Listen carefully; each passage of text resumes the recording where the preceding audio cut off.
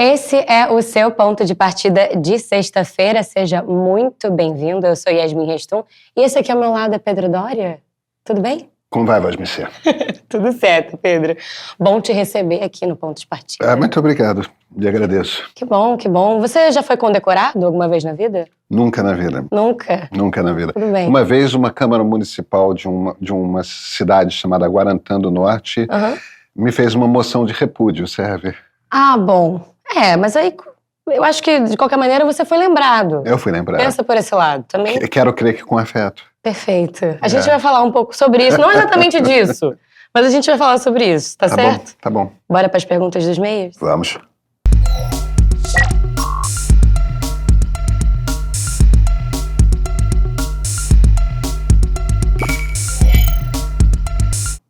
Janja Lula da Silva ganhou a sua terceira condecoração. Chique, né? Não é? Pois é, eu achei assim, uma coisa achei que é relevante para uma pessoa carregar esse mérito todo. Eu acho que a gente tem que honrar as pessoas que tanto contribuíram para o país em áreas tão distintas. Perfeito.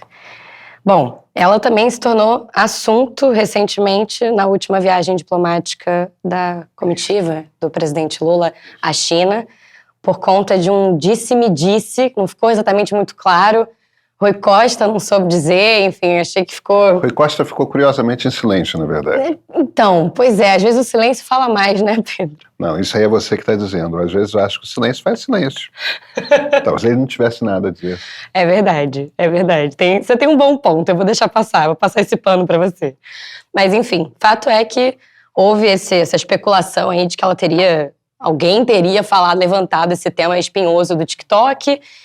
E aí desagradou, de certa forma, Xi Jinping e criou-se ali uma pequena crise diplomática. Tem gente que está dizendo que é cortina de fumaça para a situação do INSS, do escândalo do INSS. Um monte de bola levantada, mas o que importa é que os meios ponderaram o seguinte acerca do seu ponto de partida sobre a Janja ser um problema. Você foi forte nessa afirmação, né?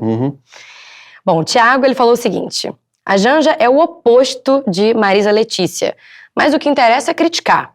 Quando a esposa de Lula era Marisa e Pedro Doria era editor de um jornalão, a primeira-dama era criticada por ser calada. Ganhou uma capa na Veja porque fez botox, foi levada ao desespero até ter uma crise hipertensiva, estourar um aneurisma cerebral e morrer. Você acha que muitas vezes a mídia decide falar de certas pessoas, não decide falar de outras? A imprensa sempre fala de primeiras damas. É comum mesmo. Eu nunca trabalhei na Veja. Eu nunca fiz nenhum comentário sobre botox de primeira dama.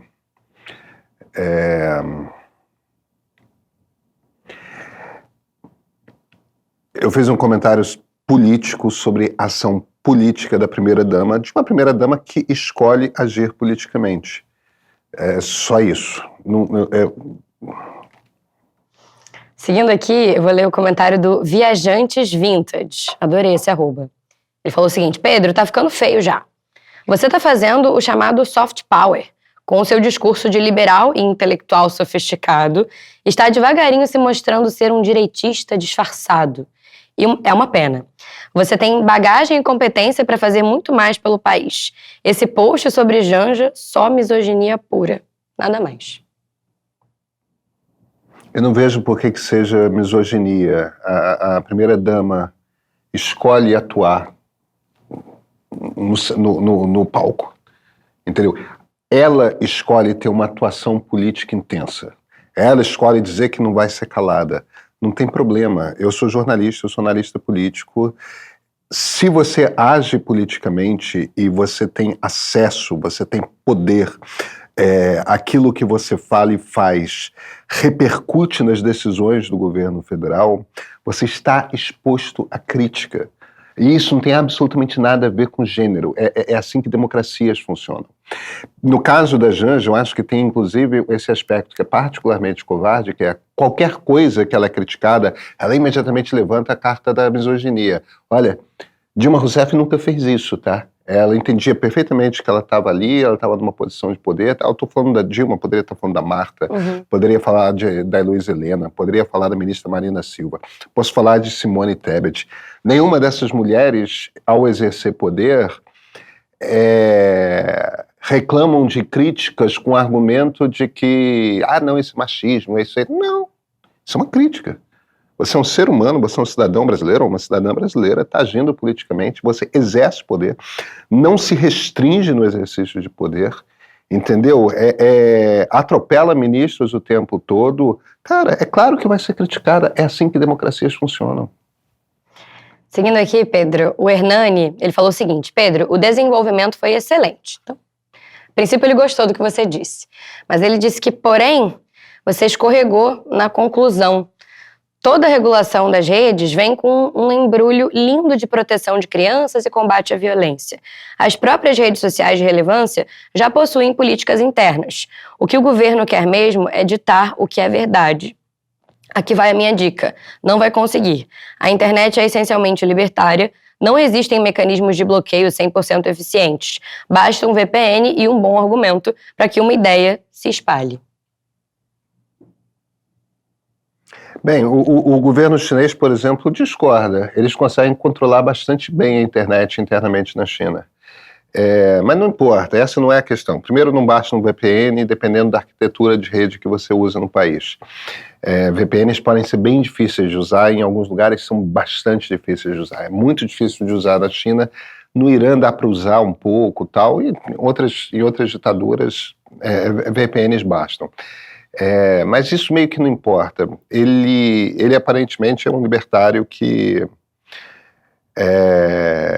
gostaria de viver numa utopia libertária, um regime anárquico em que os mercados não têm regras. Eu recomendo a ele que leia menos Ayn Rand e mais Adam Smith. Mercados precisam ser regulados. Precisam ser regulados por uma razão muito simples. Para você garantir a liberdade de uma pessoa, você precisa ter certeza de que essa pessoa tem diversidade de escolhas. Quem que pode oprimir? O Estado pode oprimir, o governo pode oprimir. Grandes empresas monopolistas também podem oprimir. O que a gente tem na internet hoje, por causa de uma coisa que talvez ele saiba o que seja, que é efeito de rede, você tem uma quantidade muito grande de mercados que tendem ao monopólio. O monopólio não é necessariamente negativo, mas quando empresas monopolistas, empresas que são levadas a algum tipo de monopólio natural, como no caso da internet, por conta do efeito de rede, né? O efeito de rede, em essência, o que ele diz é o seguinte: quanto mais usuários você tem, melhor o produto que você oferece. Então, por exemplo, um Google, uma busca, quanto mais gente busca e faz escolhas dizendo qual o melhor resultado da busca você tem, mais preciso aquele sistema de busca vai ficar. Então, os melhores sistemas de busca sempre são os mais usados. Uma rede social, a utilidade de uma rede social é quanto mais gente tem lá.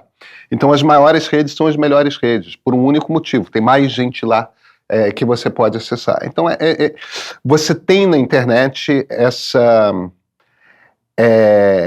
tendência, por conta da natureza do sistema, desses sistemas de rede, você tem a tendência a ter menos escolhas e mais monopólios.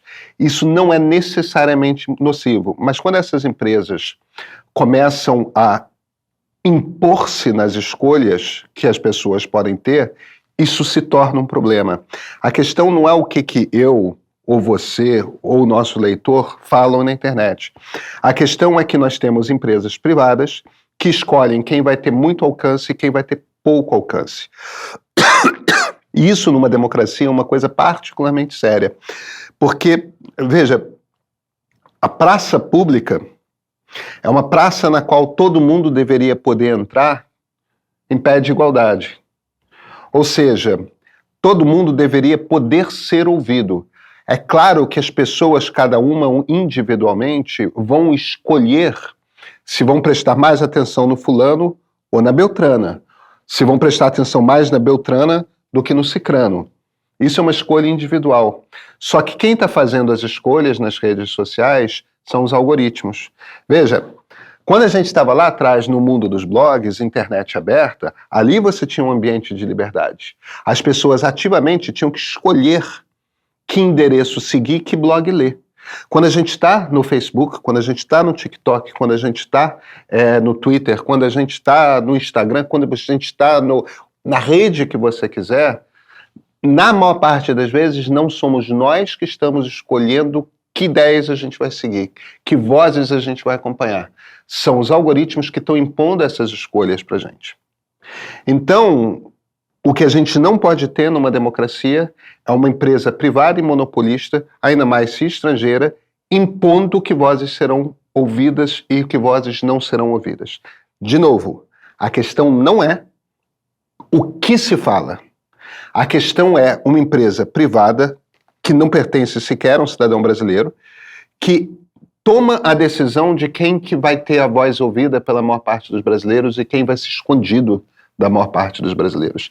Então, se essa pessoa acha que não precisa ter regulação porque isso é liberdade, ela está se enganando, ela não entende o que é liberdade. Perfeito, perfeito. Pedro, eu vou tomar liberdade aqui agora de mudar de assunto também. Por favor. Eu quero saber se você acha legal fazer bolão para ver quem que vai ser o próximo presidente do Brasil. Você entraria num bolão, assim, por brincadeira?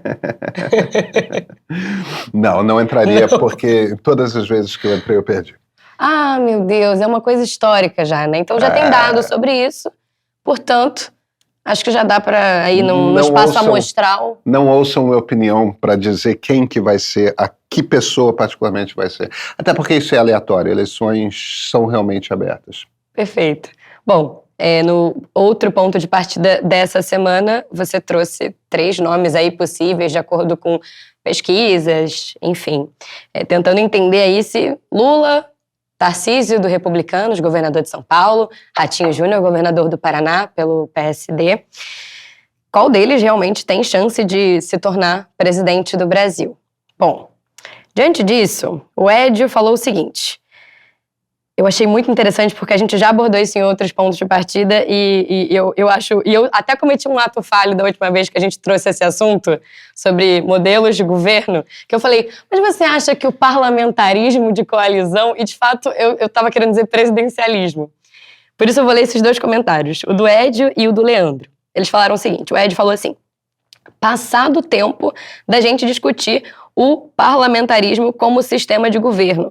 O modelo atual da relação entre o executivo e o legislativo torna impraticável e inútil o modelo presidencialista. O Leandro falou assim, eu amo a democracia, mas odeio a república. Esse sistema de conchaves políticos é horroroso.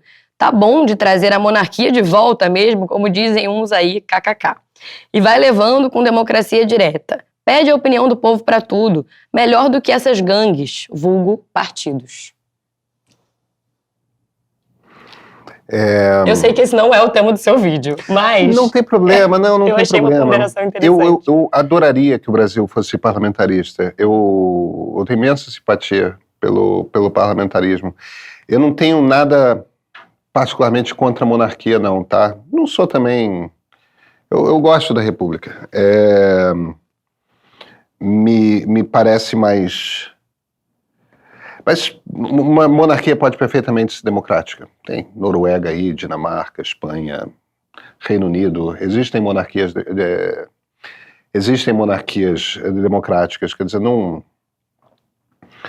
Eu sei lá, eu me sentiria meio ridículo me ajoelhando e beijando o anel de um rei, sabe? Mas...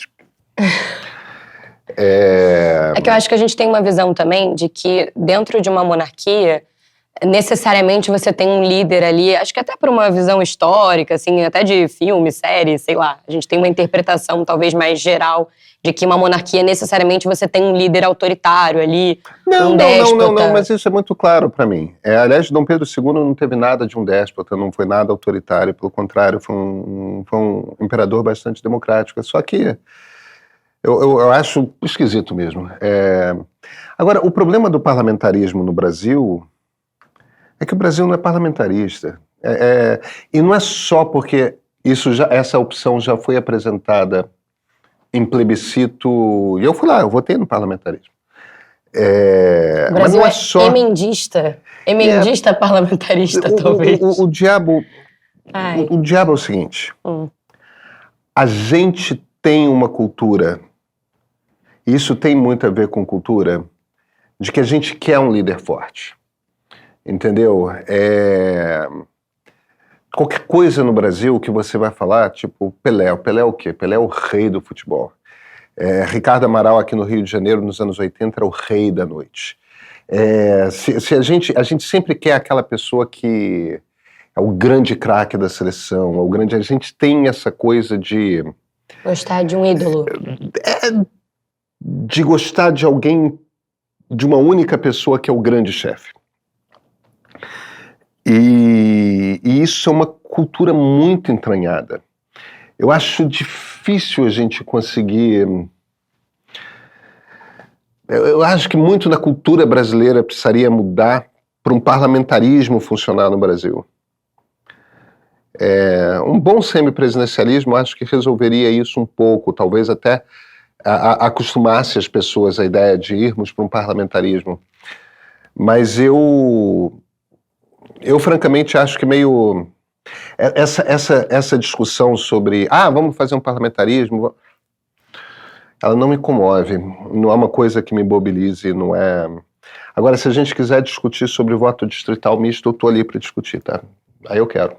Perfeito. Não teve pergunta sobre isso, então eu vou seguir em frente, porque eu tenho que seguir o desejo dos mayors, entendeu? Isso, sim, senhora. Não é tudo que você quer. Inclusive, eu preciso esclarecer uma coisa. Outro dia veio um ouvinte, na verdade, no pé do ouvido, falar comigo assim, nossa, mas eu tenho a sensação, às vezes, eu não tenho a certeza se é combinado antes, se você fala com o Pedro antes, se você combina as perguntas do ponto de partida. E aí eu falei, gente, mas eu não imaginava que existia essa dúvida. Então, vamos, deixa eu só abrir a verdade sobre isso. Abra toda a verdade. Nada além da verdade. Olha só, no primeiro episódio, quando a gente fez, eu fui bater, a gente fala assim, bater o roteiro, né? De passar junto, ler junto o roteiro com o Pedro. E ele se recusou a bater o roteiro comigo. O que isso significa? Ele sentou aqui nesta cadeira sem fazer a menor ideia do que eu ia trazer para ele sobre as perguntas, os questionamentos, enfim, de todos vocês. Então... Tem 1 ou 2 episódios que teve um comentário em particular que eu achava importante responder, que eu pedi para você incluir. É verdade. Mas isso é 1 ou 2 episódios e ainda pontual. assim é um comentário em cima... Eu gosto de ser pego de surpresa. Eu acho que é mais interessante... E a ideia de não fazer esse programa sozinho era justamente essa. Era não ser eu a pessoa que escolhe o que eu vou comentar. Né? É muito fácil, né? Não sei se é muito fácil, mas... Continua não sendo tão fácil. Mas enfim, queria deixar isso claro. Lembrei disso agora e achei que era pertinente a gente falar disso, que não tem combinado, né? Mas enfim, seguindo, eu vou trazer o questionamento do Homer. Excelente arroba, inclusive. Homer RJ. Ele disse o seguinte, podia ter uma explicação melhor do que é o Tarcísio. Agora já voltando mais para o tema do vídeo. Eu moro em São Paulo, capital, e posso afirmar que ele não fez absolutamente nada até agora. Ele fez uma PM ainda mais violenta, na verdade. É inexplicável essa popularidade. Veja, o Tarcísio está ali por volta de 70% de aprovação. Isso quer dizer que 30% das pessoas não aprovam. Então, existem as pessoas que não aprovam Tarcísio. Agora, ele é, na história da democracia brasileira, o governador paulista com maior índice de aprovação. Eu estava conversando com um político barbaramente experiente, um desses políticos velhos que tudo sabem, a quem todo mundo corre para consultar, e perguntei para ele, o que acontece? Por que o Tarcísio, em particular, tem essa aprovação maior? Por que ele é mais bem aprovado que, sei lá, o Alckmin, o Mário Covas, Franco Montoro? Claro, tem governadores que foram muito impopulares, né? Orestes Quercia foi muito impopular. Mas Tem governadores que eram benquistos. Por que o Tarcísio em particular? E você descobriu qual é o molho do Tarcísio? A tese dele é que o Tarcísio chegou no governo de São Paulo, eu achei uma tese interessante, chegou no governo de São Paulo com pouca bagagem. O que isso quer dizer?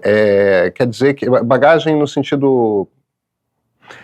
não é no sentido de pouca experiência, que na administração pública ele está há bastante tempo. Em órgãos do governo federal, nunca em governo estadual. A diferença do Tarcísio é que, como o Tarcísio jamais tinha ocupado cargos políticos de muita evidência, então você não tem histórias passadas dele, as pessoas não estão acostumadas a vê-lo na televisão, as pessoas não... Então ele entra daquela coisa de, não tem aquele caso naquele mês, não sei das quantas, não tem... É muito cara nova, então ele não tem passado, ele só tem futuro. O fato de não ter um passado amplamente comentado por comentaristas, analistas, o fato de que nunca se descobriu um escândalo, que você fica muito tempo no governo, coisas vão aparecendo, né? E isso contribui para a popularidade do Tarcísio. Agora, eu acho que é hora também de as pessoas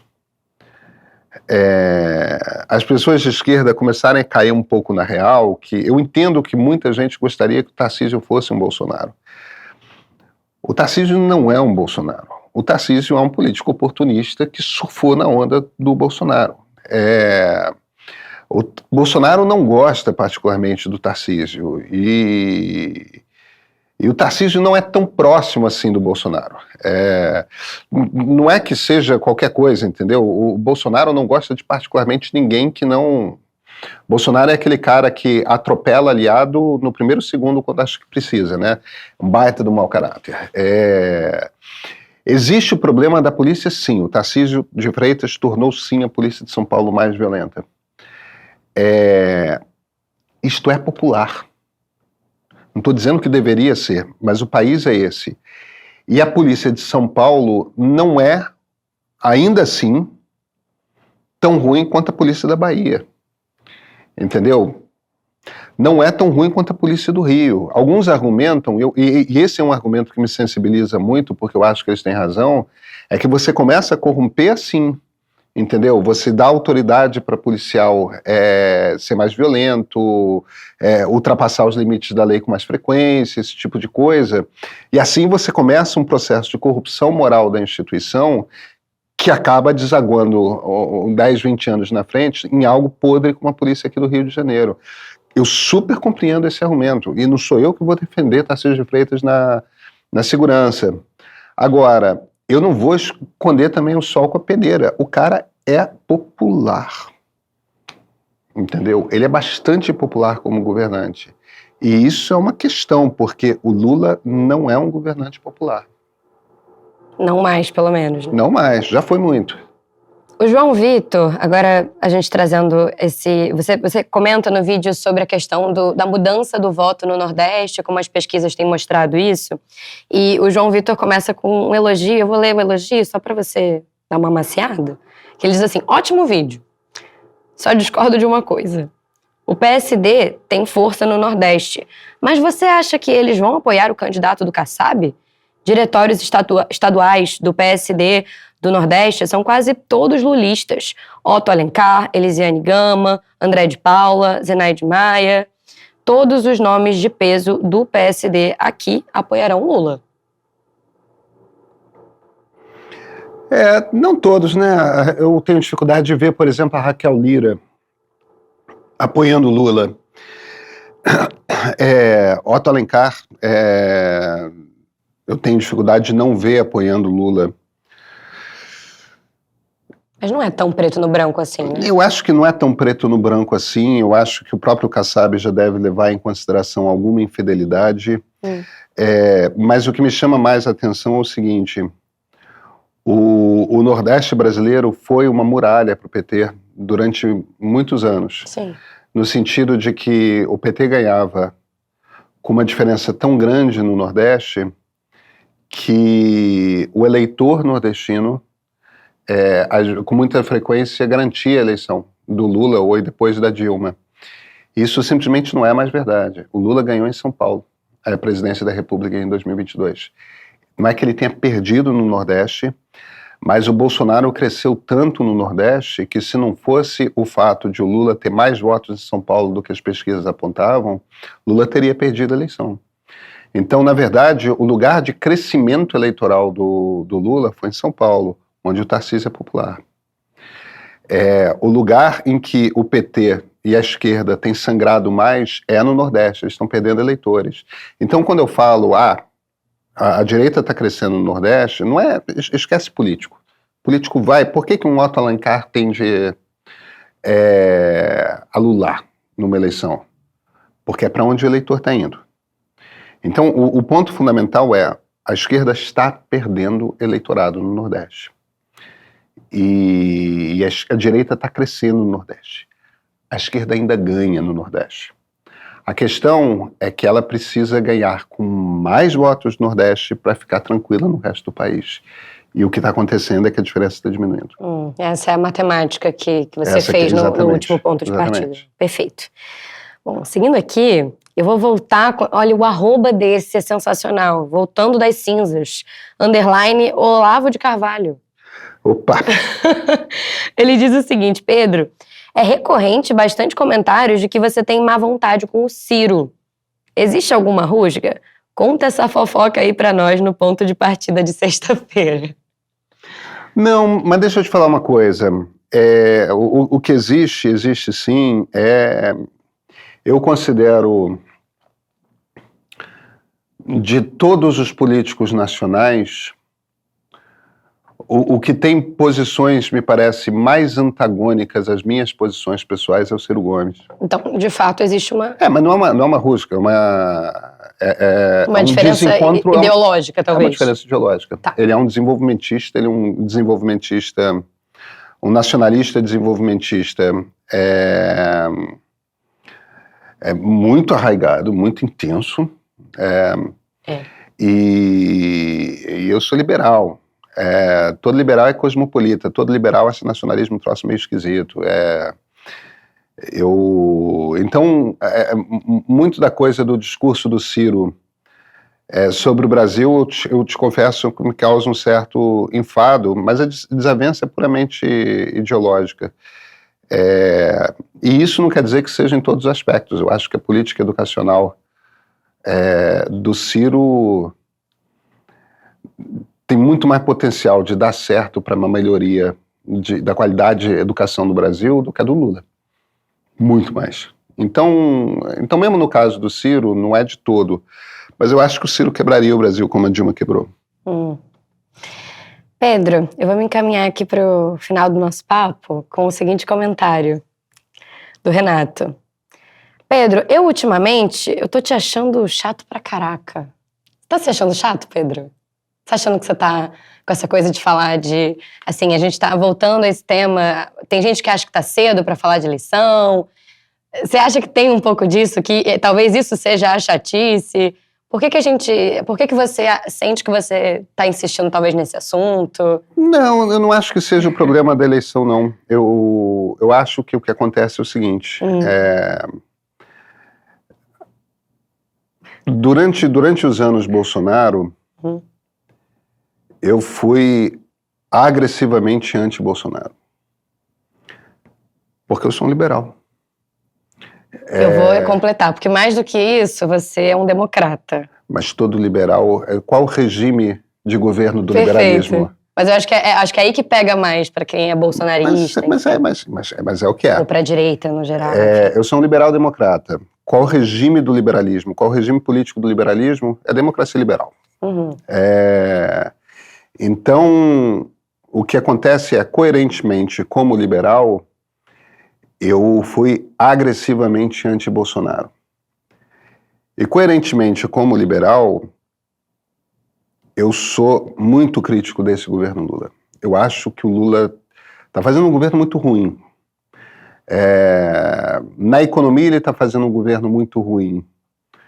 Porque porque as crenças dele a respeito de economia são erradas. Eu acho que o Haddad seria um ministro muito melhor se o Lula não fosse presidente, tá? Eu tenho bastante respeito pelo Haddad. E acho que o Lula atrapalha o Haddad. Eu acho que o Rui Costa atrapalha o Haddad pra cacete. Agora, eu acho que o governo Lula é muito ruim também porque o Congresso simplesmente é um Congresso que não está aí para ajudar o Brasil a ser governado. Tá ingovernável. Não, tá. E isso seria com qualquer presidente da República.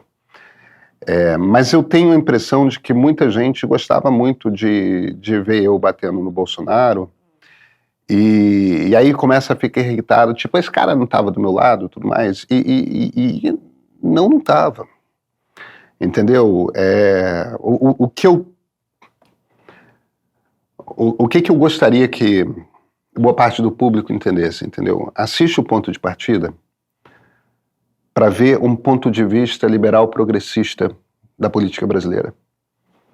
É isso que o Ponto de Partida é. Isso quer dizer que todo liberal progressista pensa da mesma forma? De forma alguma. Mas existe um conjunto grande de princípios que nos põe mais ou menos na mesma reta. E eu acho importante ter um ponto de vista liberal progressista no debate público, primeiro porque, como o liberalismo é fundador da democracia, a gente nunca pode esquecer daquele norte ali na bússola, entendeu? A gente precisa sempre ter uma noção de como que uma visão liberal disso aqui é. Mas, por outro lado, como nos anos 80 e 90 cresceu muito essa percepção, essa confusão entre liberalismo social com aquele tipo de política do Reagan e da Thatcher, que o pessoal gosta de chamar de neoliberal, como se mistura às vezes muito com aquela turma libertária do Estado mínimo ou nenhum Estado, anarcocapitalista e tudo mais. Eu acho importante também lembrar para as pessoas, gente, o liberalismo está aí há mais de 3 séculos, ele não é anti-Estado, ele não é anti-regulação, entendeu? A questão, no fim das contas, a preocupação liberal é sempre como que a pessoa pode ser livre de opressão. Essa opressão pode vir do Estado, essa opressão pode vir da empresa grande. Entendeu? Aquele exemplo que eu estava dizendo. Se uma empresa gigante... Não, pode ser das Big Techs. Se uma empresa gigante joga poluição no rio que alimenta a sua comunidade, quem está te oprimindo não é o Estado. Sim. E o que você precisa é ter regulação ambiental para tirar essa empresa dali, entendeu? Para punir severamente, para obrigar aquela empresa a limpar. Então, assistam um Ponto de Partida, não para concordar ou discordar de mim, mas para compreender o que é a visão liberal daquilo. Se você for liberal, você tende a concordar muito comigo. Não vai concordar sempre, mas tende a concordar bastante. Se você for uma pessoa socialista, você vai concordar muito comigo nas questões de comportamento. E você possivelmente vai discordar bastante na economia. Se você for uma pessoa conservadora, você tende a concordar comigo na economia e vai tender a discordar muito de mim no comportamento. E está tudo bem, porque as 3 posições estão ali na disputa de ideias. Então, não me assiste para concordar ou discordar. Não é para isso que serve jornalismo, não é para isso que serve análise.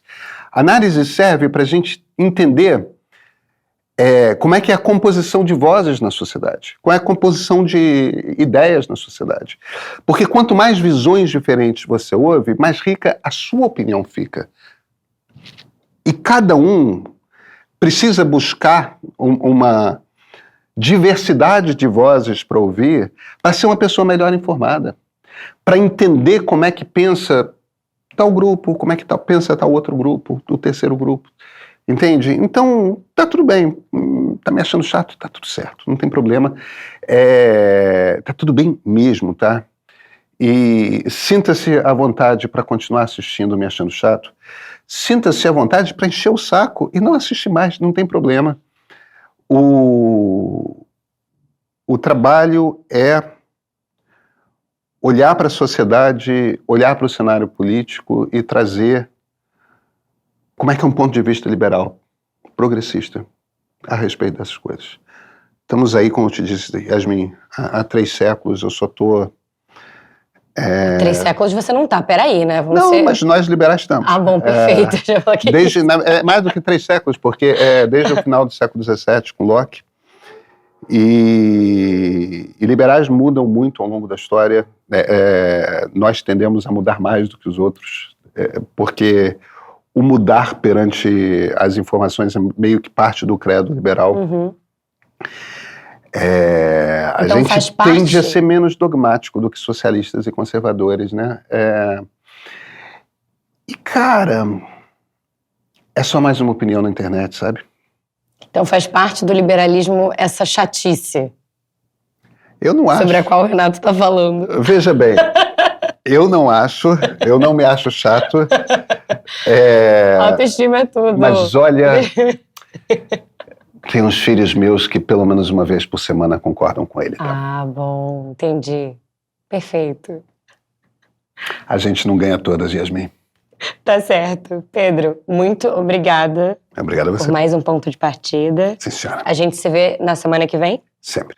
Perfeito. A gente espera você na próxima sexta-feira e Pedro vai estar por aqui para dar as opiniões tão... chatas. Insuportáveis dele na próxima, na verdade, segunda e quarta. Exatamente. Perfeito? Então é isso. A gente espera vocês. Tchau, tchau. Em 2018, Jair Bolsonaro, um político abertamente hostil ao regime democrático, chegou aqui, à presidência da República, pelo voto. Ninguém pode ter a ilusão de achar que não há conflito em democracia. Não, os regimes democráticos são muito conflituosos. E 4 anos depois se movimentou para continuar aqui, mesmo não tendo votos para isso. Democracia é um regime intrinsecamente frágil.